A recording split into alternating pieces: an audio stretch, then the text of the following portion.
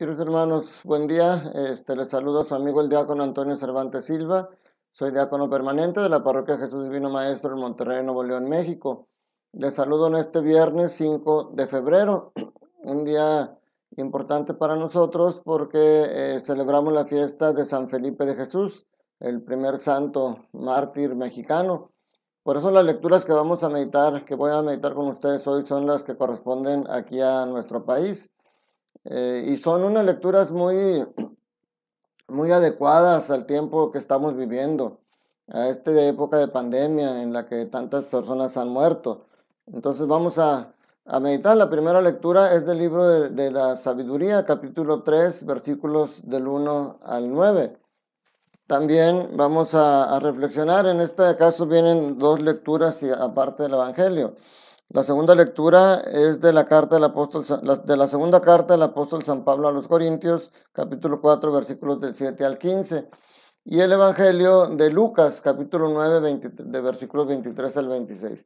Si se fijan, pues se sale de lo que están meditando. En otras partes fuera de México, pues van a meditar todavía el Evangelio de Marcos y el libro de la carta a los Hebreos del día de hoy, pero a nosotros nos corresponden estas lecturas aquí en México.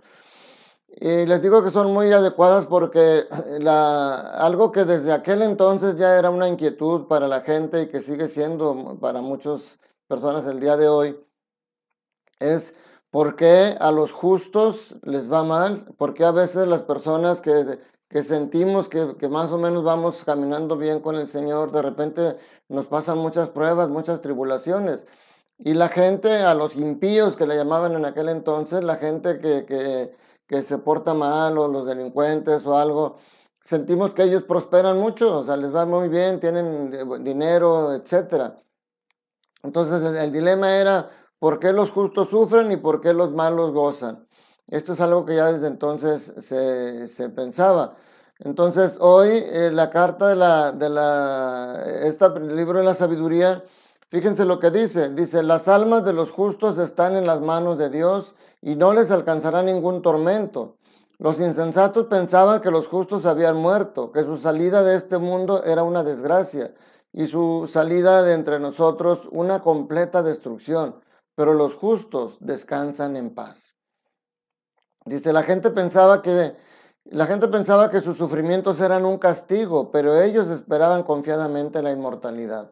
O sea, ya el libro de la sabiduría pues es más reciente que la carta a los Macabeos, que el libro de los Macabeos.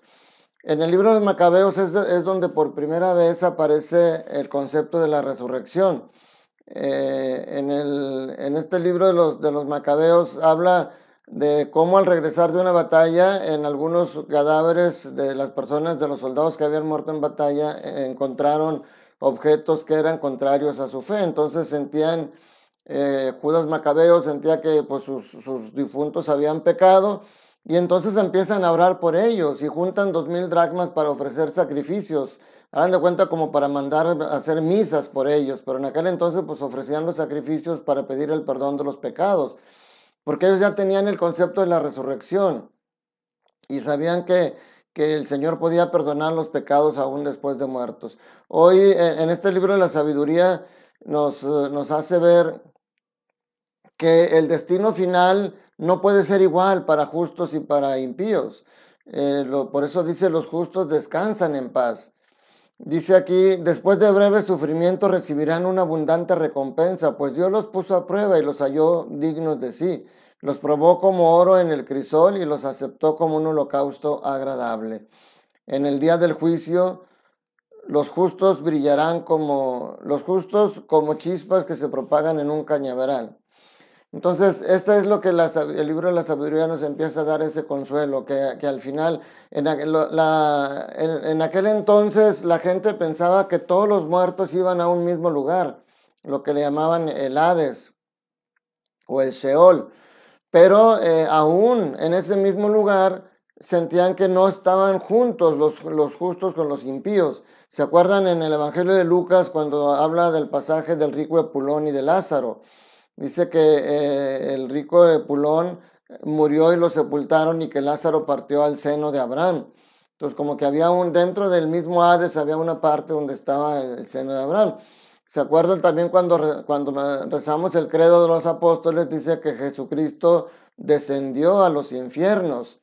O sea, no descendió al infierno, obviamente, para quedarse, ni mucho menos para sacar a toda la gente que estaba ahí. Bajó a los infiernos, al Hades, precisamente para sacar a los justos que estaban ahí esperando el momento.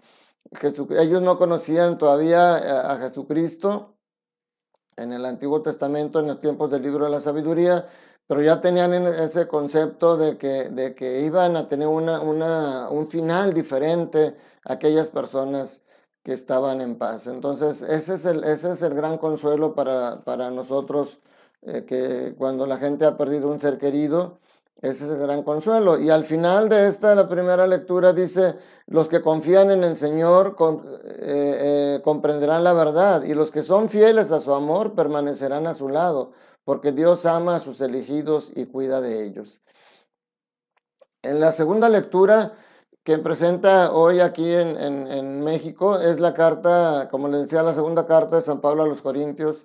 Aquí yo quise también meditarlo porque es algo tan hermoso que es algo que deberíamos aprendernos de memoria.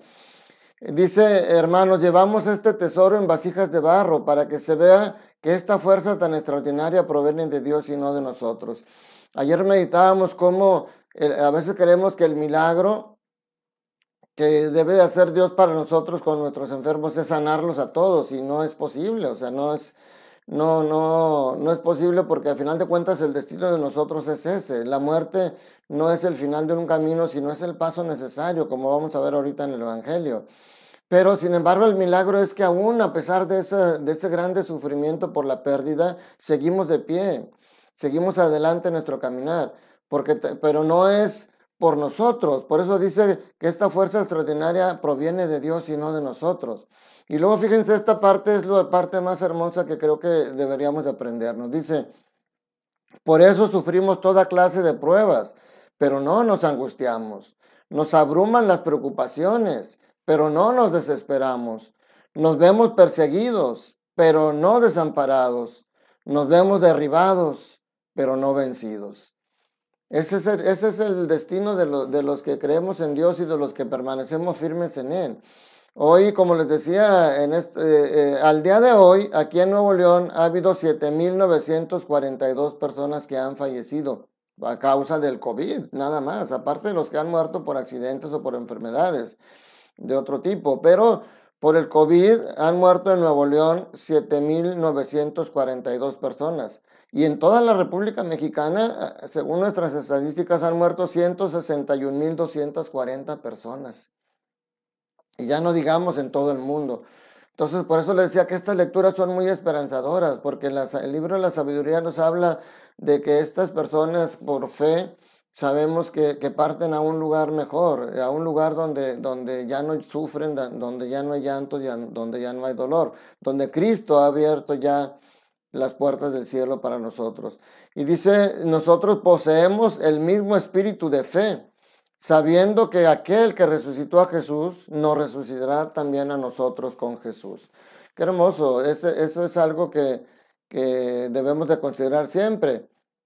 Dice, y nos colocará a su lado con ustedes. O sea, el destino de todos es permanecer juntos en el reino de los cielos. Y luego el Evangelio de Lucas, que nos presenta hoy, capítulo 9, versículo 23 al 26, nos confirma todo eso, porque Jesús dice, en aquel tiempo Jesús les dijo a la multitud, si alguno quiere acompañarme, que no se busque a sí mismo, que tome su cruz de cada día y me siga. Pues el que quiera conservar para sí mismo su vida la perderá, pero el que la pierda por mi causa, éste la encontrará. En efecto, ¿de qué le sirve al hombre ganar todo el mundo si se pierde a sí mismo?